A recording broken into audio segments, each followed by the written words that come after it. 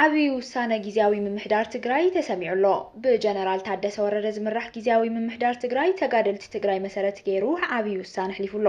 ማእኸላይ ቤት ፍርዲ ከተማ መቐለ ትማል ባሕቲ ጥሪ 2018 ኣብ ዝወዓለ መጋባእያ ኣብ ልዕሊ ተኸሰስቲ ኣንቢርዎ ዝነበረ እግድ ኣልዒሉ ሓይሊ ባሕሪ ኢትዮጵያ ኣብ ናይ ደቡብ ኣፍሪካ ናይ ባሕሪ ክልል ወተሃደራዊ ልምምድ ብዕሊ ጀሚሩ እቲ ኣብ ሞንጎ ስዑድ ዓረብን ሕቡራት ኤምሬትስ ዓረብን ተፈጢሩ ዘሎ ከቢድ ወጥሪ ድማ ቀንዲ መዕለቢኡ ቀርኒ ኣፍሪካ ገይሩሎ ኣብዚ ጉዳይ መሰረት ብምግባር እውን ዝሓዝናዮ ዝርዝር ትንታነ ኣሎ ሰላም ኣብ መላእ ዓለም እትርከቡ ተኸታተልቲ መቃለሕ ቲቪ ዜናታት እዚ ዕለት ብኣርእስተ ዜና ፈሊምና ሕዚ ድማ ናብ ዝርዝሮም ክነስግረኩም ሰናይ ምክትታል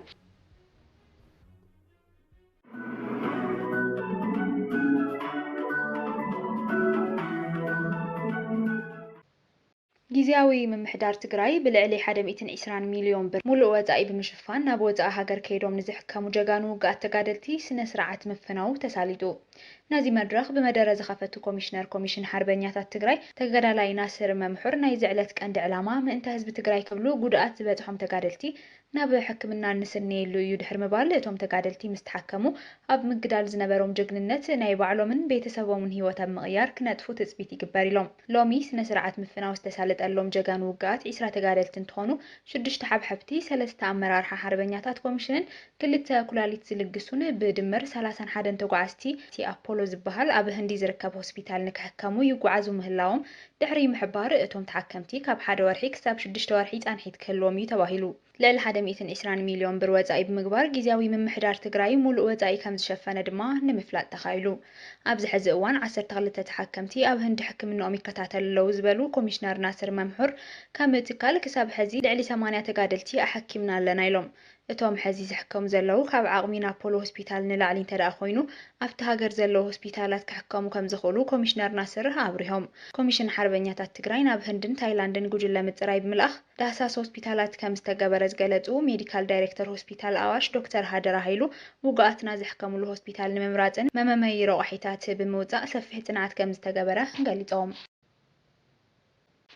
ማእኸላይ ቤት ፍርዲ ከተማ መቐለ ትማሊ 1 ጥሪ 2018 ዓ.ም ኣብ ዝወዓለ መጋባእያ ኣብ ልዕሊ ተኸሰስቲ ኣንቢርዎ ዝነበረ እግድ ኣልዒሉ እቲ መጋባእያ ኣብ ናይ ትማሊ ውዕልኡ ብሽም ትእምት ከሰስቲ እናይተ ቴድሮስ ሓጎስን ተኸሰስቲ እኒ ዶክተር ኣረጋዊ ገብረ ሚካኤልን 8-9 ለካቲት 2017 ዓ.ም ዝተገበረ ቤት ምኽሪ ትእምት ስዒቡ ንዝተለዓለ ክትዕ ሪኡሎ በዚ መሰረት ተኸሰስቲ ሕጋውን ብላዕለዋይ ስልጣን ዘለዎ ቤት ምኽሪ ትእምት ዝተመረፁ ብምዃኖም ትእምት ገባሪ ሰናይ ብምዃኑን ኣብ ቢሮ ፍትሒ ዳይሬክቶሬት ምዝገባ ሰነድ ብኣዋጅ ቁፅሪ 327 ዝባር 2011 ዓመተ ምህረት ዝተዋሃበ ትካል ብምዃኑ ከምኡ እውን ካብ 1989 ዓመተ ምህረት ጀሚሩ ኣብ ትግራይ ሕጋዊ ፍቃድ ሒዙ ዝንቀሳቐስ ገባሪ ሰናይ ስለ ዝኾነ ቅድም ክብል ብማእኸላይ ቤት ፍርዲ ተዋሂቡ ዝነበረ እግድ ንክልዓልን ሱር ስልጣን ክሲ ምርኣይ ናይ ማእኸላይ ቤት ፍርዲ ዘይኮነስ ብምምሕዳራውን ብቤት ፍርዲ ወረዳ ክረአ ዝግብኦ ዋኒን እዩ ዝብል መቃወም ሓሳብ ቀሪቡ እዩ ብመሰረት እዚ ነዚ ክትዕ ዝመርመረ ማእኸላይ ቤት ፍርዲ ከተማ መቐለ ዝስዕቡ ውሳነታት ሂቡሎ ቀዳማይ ማእኸላይ ቤት ፍርዲ ቅድም ክብል ኣብ ልዕሊ ተኸሰስቲ ዝሃቦ እግድ ንክልዓል ወሲኑሎ ካልኣይ ሱር ነገር ኣብ ሞንጎ ከሳስን ተኸሳስን ዘሎ ክትዕ ስልጣን ይነት ብምምሕዳራዊ መንገድን ብወረዳ ቤት ፍርድን ክረአ ዝግብኦ እምበር ብቐጥታ ናብ ማእኸላይ ቤት ፍርዲ ቀሪቡ ክረአን ውሳነ ክወሃበሉን ዘይግባእ ዋኒን ምዃኑ ሪኡ ፋይል ክዕፀም ብሙሉእ ድምፂ ወሲኑሎ ትግራይ ኣካልቲ ምክክር ኮሚሽን ክትከውን ከም ዘለዋ ፖለቲካዊ ውድባት ትግራይ ገሊፆም እዚ ዝተገልጸ ኮሚሽን ሃገራዊ ምክክር ኢትዮጵያ ኣብ ትግራይ ምዝርከቦ ኣመራርሓ ውድባት ፖለቲካ ባይቶና ወለዶ ትግራይ ትንሳኤ ሰብዓ እንደርታ ትግራይ ዴሞክራሲያዊ ፓርቲ ቃንጫ ሓቂ ዓረና ትግራይን ራያ ራዩማን ኣብ ዝዘተይሉ እዋን እዩ እቲ ዘተ ብመደረ ዝኸፈቱ ዋና ኮሚሽነሪት ኮሚሽን መስ ፕሮፌሰር መስፍን ኣርኣያ እቲ ኮሚሽን ኣብ ዝሓለፉ እዋናት ዘሳለጦም ስራሕቲ እቶም ተሳተፍቲ ዝገለጹ ኮይኖም ትግራይ ኣብ ከይዲ ምክክር ንምስታፍ በቲ ኮሚሽን ዝተፈላለዩ ስራሕቲ እናተሳለጡ ከም ዝኾኑ ሓቢሮም ኣብቲ ዘተ ዝተሳተፉ ላዕለዎት ኣመራርሓቶም ውድባት ፖለቲካ እቲ ኮሚሽን ኣብ ክልል ትግራይ ምክክር ንክግበር ንዝገብሩ ዘለዉ ምንቅስቓስ ዝናኣሩ ኮይኖም ፀገም ክልል ትግራይ ብዘተ ከም ዝፍታሕ ከም ዝኣምኑ ብምግላጽ ነዚ ድማ እቲ ሃገራዊ ምክክር ኣማራጺ ከም ዝኾነ ኣረዲኦም ሓይሊ ባሕሪ ኢትዮጵያ ኣብ ናይ ደቡብ ኣፍሪካ ናይ ባሕሪ ክልል ወተሃደራዊ ልምምድ ብዕሊ ጀሚሩሎ እዚ በመሪሕነት ቻይና ዝካየድ ዘሎ ወታደራዊ ልምምድ ንኢትዮጵያ ሓዊስካ ኢራን ሩስያ አይብሪክስ ፕላስ አባላት ዘሳተፈ ወታደራዊ ልምምድ ተሳሊጡ እዚ ልምምድ ክሳብ 8 ጥሪ 2018 ዝቕፅል ምዃኑ እውን ተሓቢሩሎ ኢትዮጵያ ሓዊሱ ሃገራት ብሪክስ ሓበራዊ ልምምድ ሓይሊ ባሕሪ ከካይዳ ተዳልየን እየን ኣብዚ ሰሙን ኣብ ማያት ደቡብ ኣፍሪካ ዝካየድ ዘሎ ልምምድ ብቻይና ዝምራሕ ልምምድ ባሕሪ እዩ ሰራዊት ምክልኻል ደቡብ ኣፍሪካ ብዓርቢ ኣብ ዘውፅኦ መግለፂ እቲ ድሌት ንሰላም 2026 ዝብል ስያሜ ዝተዋሃቦ ልምምድ ኮይኑ ካብ ሃገራት ብሪክስ ዝመፁ ሓይልታት ባሕሪ ንሓበራዊ ስርሒታት ጸጥታን ባሕርን ዝተዋደደ ስርሒታዊ ልምምዳት ዘራኽብ ምዃኑ እዩ ሓቢሩ ዘሎ ሓይሊ ምክልኻል ደቡብ ኣፍሪካ ኣየኖት ሃገራት ኣብቲ ልምምድ ከም ዝሳተፋ እኳ እንተዘይገለጸ ብዙሓት ማዕኸናት ዜና ግን ሩስያን ኢራንን ከም ዝተሳተፋ ይሕብር ኣለዋ ኢትዮጵያን ኢንዶኔዥያን እውን ኣካልቲ ልምምድ ምዃነን ተሓቢሩሎ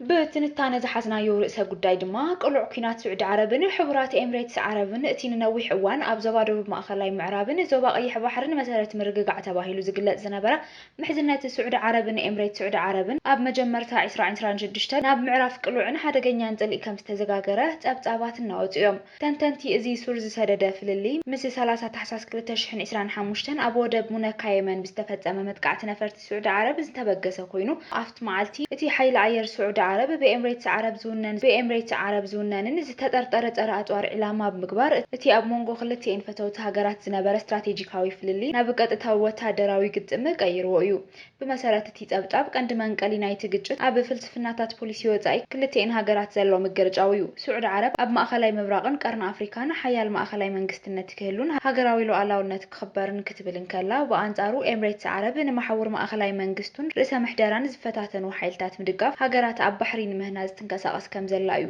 ሪያድ ኤምሬትስ ንማሕበረሰብ ድሩዛውያን ኣብ ሶርያ ኣብ የመን ዝርከብ ደቡባዊ መሰጋገሪ ቤት ምኽሪ ኤስቲሲ ከምኡውን ንሓይልታት ቅልጡፍ ደገፍ ሱዳን እትህቦም ፋይናንሳውን ፖለቲካውን ደገፍ ከም ዓብይ ስጋት ትሪኦ እያ ዘላ ስዑድ ዓረብ ነዚ ኣገባብ ናይ ምግንጻል ንጥፈታት ኢላ እትጽውዖ ኮይና እዚ ድማ ንዞባዊ ጸጥታውን ሃገራዊ ድሕንነትን ሕላዊ ኣብ ሓደጋ እዩ ኢላ እያ ተኣምን ቀርኒ ኣፍሪካ ድማ ነዚ ንሕንሕ ሞንጎ ክልቲአን ሃገራት ምወሽመጥ ዓረብ ቀንዲ መሰራሰሪ ኮይኑሎ ኣብ ዝቀረበ እዋን ብእስራኤል ብ26 ታሕሳስ 2025 ምስ ረብሓታት ኤምሬትስ ዓረብ ዝተኣሳሰር ኣፍልጦ ሶማሊላንድ ነቲ ወጥሪ ዝያዳ ኣጋዲድዎ እዩ ዘሎ ስዑድ ዓረብ ንፌደራላዊ መንግስቲ ሞቃዲሾ ክትድግፍን ሓድነት ሶማልያ ክትዕቅብን ከላ ኤምሬትስ ዓረብ ግን ኣብ ወደብ በርበራ ሶማሊላንድ $440 ሚልዮን ወፍሪ ብምግባር ፓስፖርት ሶማሊላንድ እውን ኣብ ስርዓተ ቪዛ ክተውዕል ብምፍቃዳ ኣጠቃቅማ ፌደራላዊ ፓስፖርት ሶማል እናገደበት ምስ ሃርጌሳ ዘለዋ ርክብ ኣጠናኺራ እያ እቲ ንሲኤንኤን ብምጥቃፍ ዝቐረበ ጸብጻብ ልዑል ዘውዲ ስዑድ ዓረብ ናብ ዋሽንግተን ዑደት ብዘካየደሉ እዋን ኣብ ልዕሊ ኤምሬትስ እገዳ ክግበር ንኣሜሪካ ከም ዝሓተተ ዝገለጸ ኮይኑ እዚ ድማ ሪያድ ሽሙ ከም ዝጠለመ እያ ትከላኸሎ ብኻልእ ወገን ድማ ስዑድ ዓረብ ቱርኪ ግብፂ ዘጠቓለለ ሓድሽ ጥምረት ይቀላቀል ከም ዘሎን ንሃገራት እቲ ዞባ ኣብ ካልእ መማረፂ ዘቕርብ ምዃኑ እዩ ተገሊጹ ሃገራት ቀርኒ ኣፍሪካ ነዚ ካብ ግዳማዊ ሓይልታት ዝመጽእ ዘሎ ውድድር ወይ ድማ ንሕንሕ ብጥንቃቐን እንተዘየመሓዲረንኦ እቲ ዞባቲ ናብ ዝዓበየ ዘይምርግጋእ ክወድቕ ከም ዝኽእል እዮም ተንተንቲ ዘጠንቀው ዘለው ዝኸበርኩም ብተኸታተልቲ ዜናታትና ነዚ ሰዓት ዝበልናዮም ሓደሽቲ ምዕባለታትን እዋናዊ ዜናታትን ኣብ ዝዛዚልና ኣለና ንምክትታልኩም ነመስግን ሰላም